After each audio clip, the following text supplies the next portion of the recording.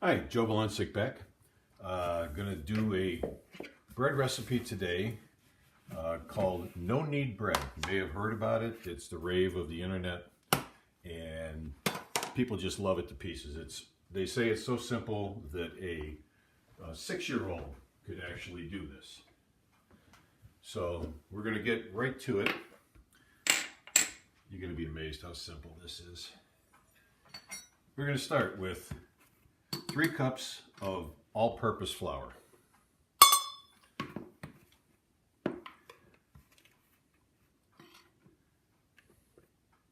2 and 3. Okay, get that out of the way.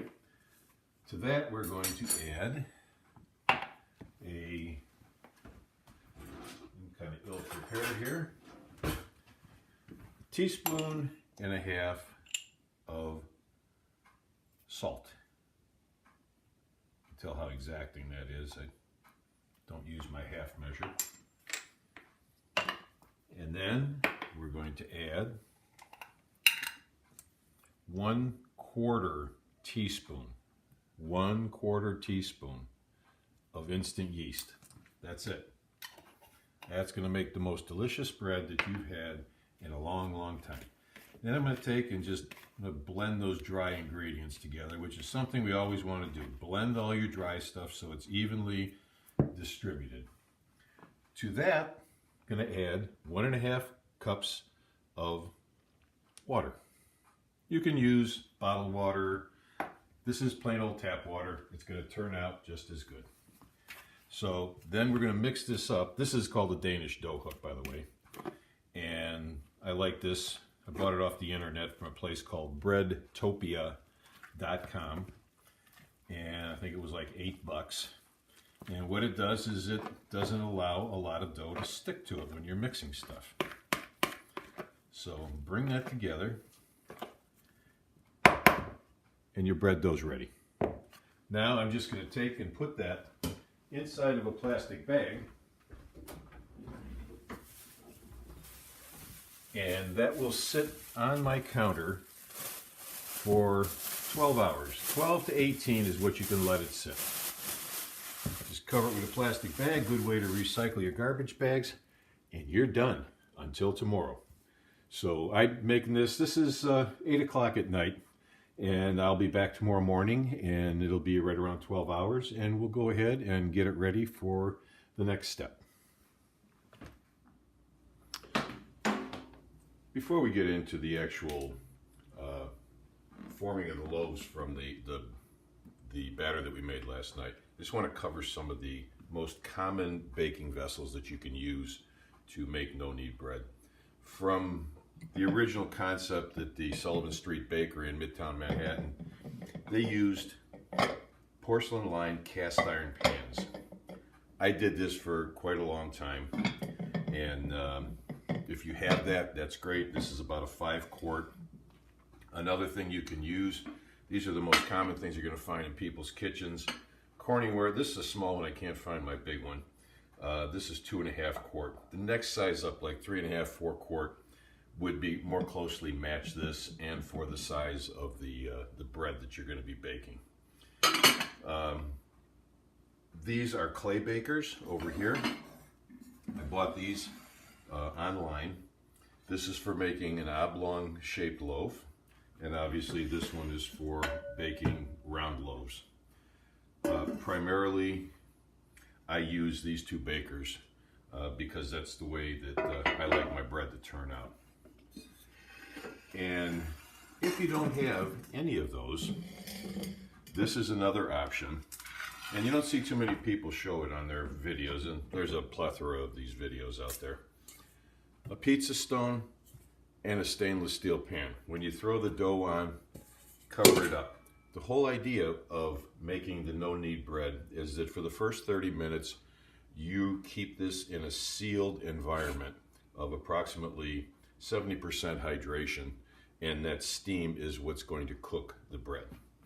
So those are the things, and we'll get back to those as soon as we get ready to start shaping loaves. For this demonstration, I'm going to use these two vessels, the cloche from Sassafras and then the cast iron Dutch oven. The next step is going to be shaping the loaves, and what I've done is I have baskets that I found at thrift stores that closely match the size of the vessels that the bread will be going in. I like to line them with parchment paper because once it rises, I can just lift the parchment paper out and put it right into the vessel. I don't have to handle the dough and take the chance on degassing it. You can find these all over the place. Any thrift store is going to have tons and tons of baskets. So if you've got a Dutch oven or anything else, or even just look around your own house, you probably got baskets. These are going to get sprayed with cooking spray also because the dough is wet and we don't want it to stick and for the paper to bake onto it. All right, it's been 14 hours since I made the dough, and we're ready to start shaping the loaves. We're going to do 2 loaves today. We're going to do a round and an oblong, and I've already taken and sprayed the insides of my shaping vessels. So what I'm going to do, I'm going to save this because we're going to reuse it. Go ahead and get some flour down on here. And I ran some numbers last night. I buy this all-purpose flour at Aldi's for, I think it's $1.50 for 5 pounds. And you use 3/4 of a pound for this and a 1/4 teaspoon of yeast. I figured this is a 25-cent loaf of bread. So if you're fiscally retentive like me, you can go ahead and look at it that way, that you're making probably the best tasting and the least costly bread you can make. And look how nice that gluten developed over time. And I'm going to get this out of here. And this is going to be a relatively fast process. I'm going to dust my hands and grab my bench knife. And basically all I'm going to do is I'm going to like pat this out a little bit and degas it. And then I'm going to fold it over. This is where the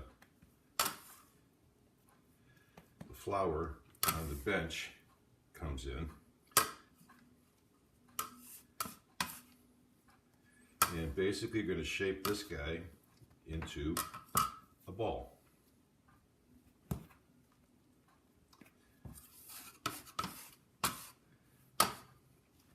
And then it's going to go in here.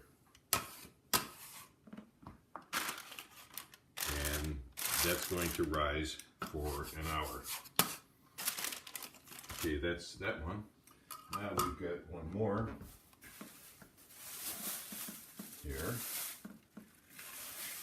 It's going to go into becoming an oblong shaped loaf. And again, you take and you could look at, see how that gluten developed those long strands inside there.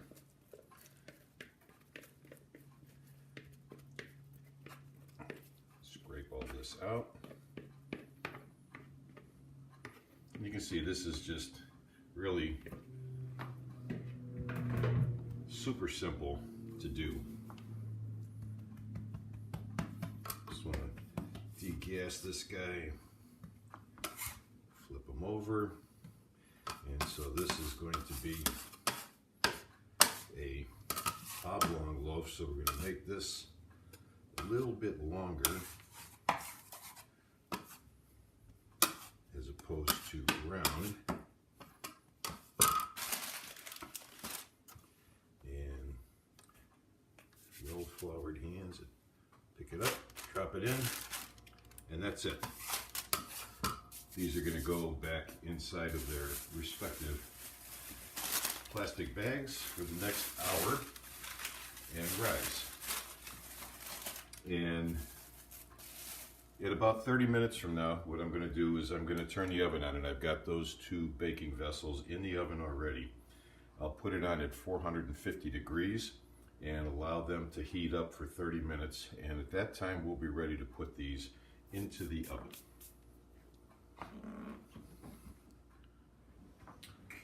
Okay, it's been a little over an hour, and we've got our pots been baking in the oven for a good half hour. So now we're going to put these in their proper cooking vessel. They've risen a bit, so you can see that, and they're going to get what's called an oven spring when they go into their respective baking vessels. This is screaming hot. This oven is at 450 degrees. You can see the steam coming off of there. So what I'm going to do is carefully lift this with the parchment paper and set this inside here.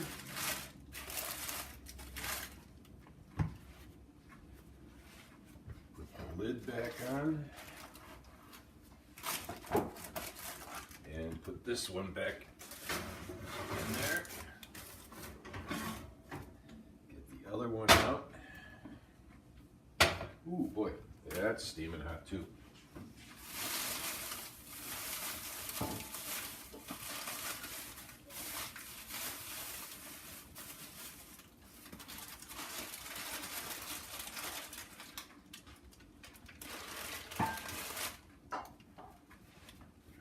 Baby in there.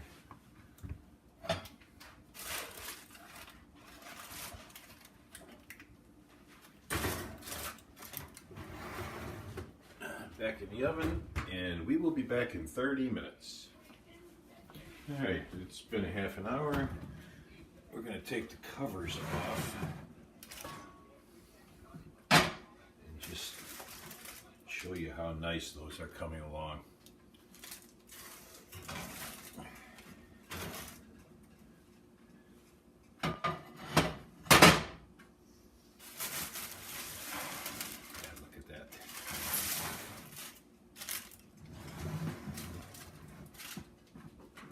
Okay, going to give these 5 more minutes and then check them again. We don't want to overcook them. All right, our 5 minutes has come and gone. Let's take a peek at these and see what they look like. Oh yeah, that's beautiful. Take that guy out.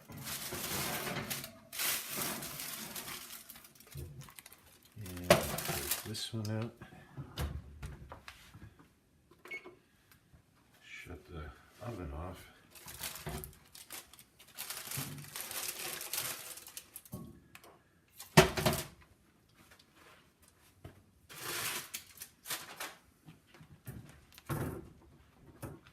There's our first loaf. And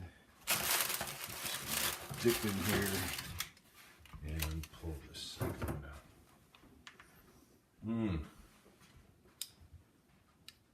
Could even hear it crackle. Okay, now we're going to let them cool and then come back and show you what the crumb looks like.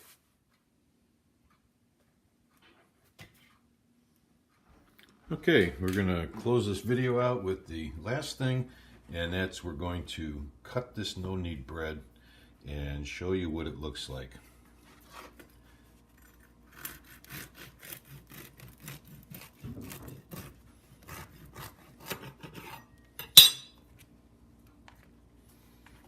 Look at that beautiful crumb. That's what you want. You see lots of them holes, and when you get up close to your bread when you make it, you'll see that inside of each of those holes it actually shines, and that's just a phenomena of how this works. All right, thank you very much for watching, and subscribe to this channel to see what's going to be next for my bread baking episodes. Thank you.